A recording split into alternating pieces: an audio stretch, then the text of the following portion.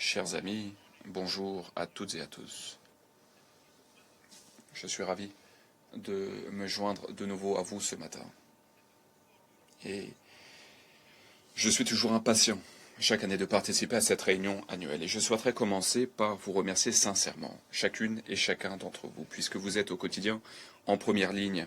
Vous vous battez pour défendre ces droits acquis de haute lutte pour les femmes et les filles. Vous ouvrez de nouvelles portes, vous bâtissez des coalitions alors que les sociétés se déchirent. Et je sais que ce travail est loin d'être simple, que ce travail a un coût. Vous faites face, et vous êtes nombreuses à faire face à de nombreuses menaces, à de l'intimidation, à du harcèlement. Lorsque vous vous battez pour le changement, vous vous battez contre le patriarcat.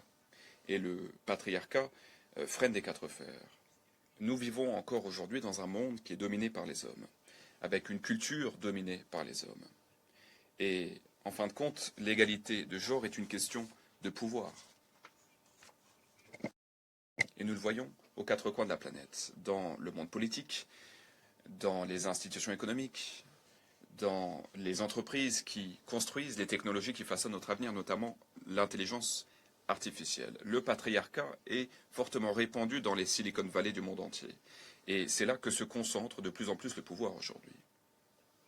Et personne ne cède son pouvoir librement, même si partager ce pouvoir pourrait bénéficier à tout le monde. Non, il faut se battre à chaque étape pour conquérir ce pouvoir. Et c'est ce que vous faites.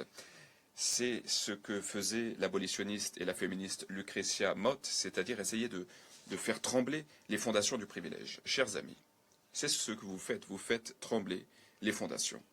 Et vous le faites pour la justice, pour la dignité et pour l'égalité des communautés à travers le monde. Mais je ne suis pas seulement ici ce matin pour vous remercier.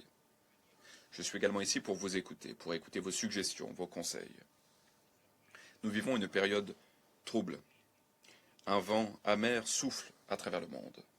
Et c'est un vent qui durcit les comportements et qui alimente un retour de bâton contre les droits des femmes. Un retour de bâton qui est alimenté par la désinformation, qui exploite la peur, l'insécurité, qui militarise les guerres culturelles, et dont l'objectif est de museler les femmes. Eh bien, c'est bien le contraire que je souhaite. Ce matin, je souhaite vous entendre. Je souhaite que vous puissiez vous exprimer librement, afin que vous puissiez me dire ce que vous voyez, ce qui change, et afin que vous m'expliquiez comment vous répondez à ce phénomène, et ce que nous devons faire tous ensemble. Et inutile d'enrober les choses, je souhaite que vous puissiez vous exprimer avec franchise. Chers amis, je bénéficie de vos conseils depuis plus de 10 ans. Nous avons travaillé ensemble et nous avons montré ce qui peut changer lorsque nous donnons la priorité à l'égalité de genre.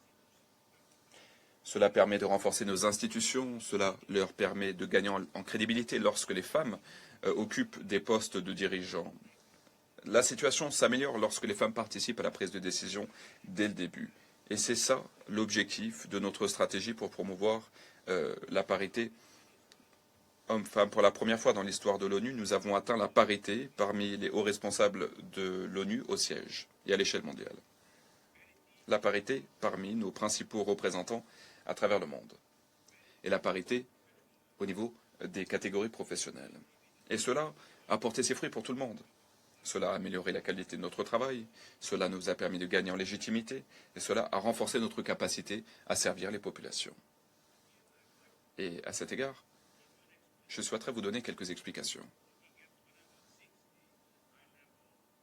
Si l'on regarde 160 postes de hauts responsables à l'ONU, il y avait 30% de femmes il y a 10 ans. Aujourd'hui, c'est 50%. Même un peu plus de 50% de femmes. Et d'aucuns pensent peut-être que pour faire cela, j'ai dû modifier les règles pour que les femmes puissent en bénéficier. Et rien n'est plus faux. Ce qui a abouti à la parité, ce sont des décisions qui reposaient sur des critères très stricts, des critères d'indépendance, d'impartialité.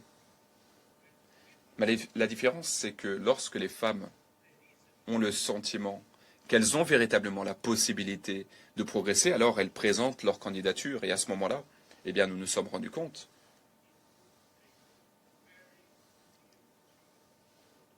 que les meilleurs candidats étaient les candidates, dans une écrasante majorité des cas. Et c'est particulièrement vrai dans le secteur public.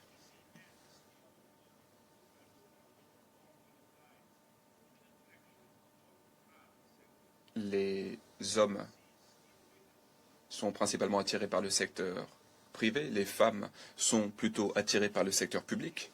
Et donc le fait est que notre expérience montre que les meilleurs candidats étaient des candidates pour les postes qui étaient à pourvoir. Et ensuite, il y a eu des panels de sélection pour évaluer les meilleurs candidats. Et donc je pense qu'il est très important de le reconnaître. Afin d'atteindre la parité de genre, il n'est pas nécessaire d'abaisser le niveau d'exigence. Non, il faut simplement permettre aux femmes de pouvoir candidater sur un pied d'égalité avec les hommes. Et là, vous vous rendrez compte que cela vous permettra d'atteindre l'égalité de genre.